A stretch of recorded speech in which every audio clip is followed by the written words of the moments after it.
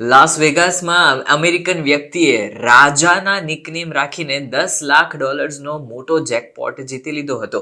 તે પોતાને jackpot king કહેતો હતો અને જે પણ મશીન પર તે કિસ્મત અજમાવતો હતો ત્યાં તેને અઢળક પૈસા મળી જતા હતા.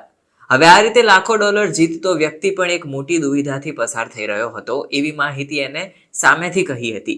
તેણે મીડિયા સાથેની વાતચીતમાં કહ્યું કે મારી પાસે અઢળક પૈસા છે, પરંતુ હું ઈચ્છું છું કે કોઈ છોકરી મારી ગર્લફ્રેન્ડ બને, પાર્ટનર બને, પણ આ વસ્તુ માટે કોઈ તૈયાર જ નથી થતી. આ શખ્સનું નામ સ્કોટ રિક્ટર ઉર્ફ જેકપોટ કિંગ રાજા છે.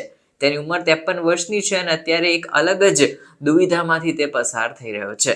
સ્કોટે ડિસેમ્બર મહિનામાં લાસ વેગસમાં $250 બેટ લગાવી હતી, જેમાં તે $10,81,000 અંદાજે $9 કરોડ નો એક ગ્રાન્ડ જેકપોટ જીતી ચૂક્યો હતો.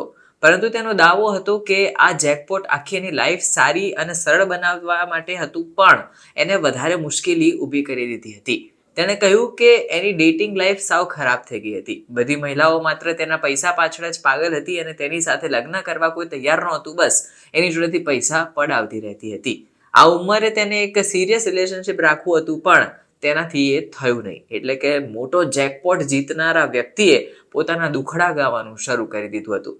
સ્કોટ રિક્ટર મોટાભાગે કસિનોની અંદર મશીનોમાં એવી રીતે ગેમ્બલિંગ કરતો હતો કે તમને જાણીને નવાઈ લાગશે, પણ ઓલમોસ્ટ તે બધી જ બાજી જીતી જતો હતો.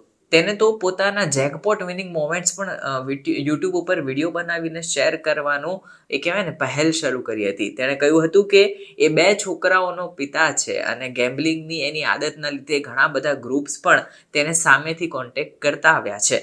આ બધા લોકો તેની સાથે ફોટો ક્લિક કરાવવા માટે પણ આવતા હતા, પરંતુ આનાથી ડેટિંગ કરવું એને ઘણું મુશ્કેલ બની જતું હતું. તેને એવું લાગતું હતું કે મહિલાઓ માત્ર એના પૈસા જ કહેવાય એને એ જ દેખાય છે ને એમાં જ રસ દાખવી રહી છે.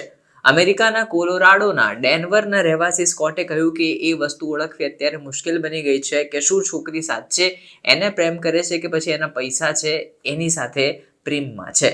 એને કહ્યું કે ઘણી બધી પાર્ટનર અને ગર્લફ્રેન્ડ તેને રાખી, પરંતુ છોકરીઓ તેની પૈસા ઉપર જ નજર રાખતી હતી અને કેવી રીતે તે આ બધા મોટી મેગા પ્રાઇઝ જીતતો હતો એના સિક્રેટ ટોટકાને શોધવા માટેના પ્રયાસો કરતી હતી.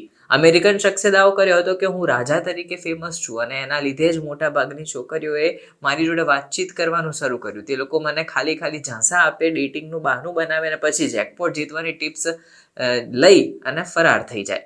ઘણી છોકરીઓ તો ખરાબ હોય છે અને એ લોકો ગેમ્બલિંગની ખોટી લત લાગેલી હોય તો એ લોકો મારા પૈસે ગેમ્બલિંગ કરતા અને પછી મારા પૈસા ઘણીવાર ડૂબાડી દેતા હતા. એટલે કે સ્કોટે કીધું કે ધ બિગ જેકપોટનો હું વિજેતા છું, એપ હું ચલાવું છું ધ બિગ જેકપોટની, પણ મારી લાઈફમાં આ બધી દુવિધાઓ છે.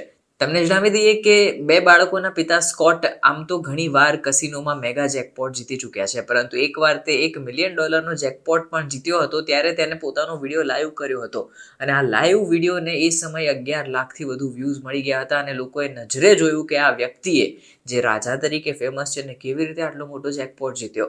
તેને કીધું કે એક સિમ્પલ લાઈફસ્ટાઈલ જીવે છે, કોઈ મોંઘા કપડાં નથી પહેરતો, સ્નીકર્સ પણ સ્કેચર્સ બધું એકદમ નોર્મલ જ પહેરે છે.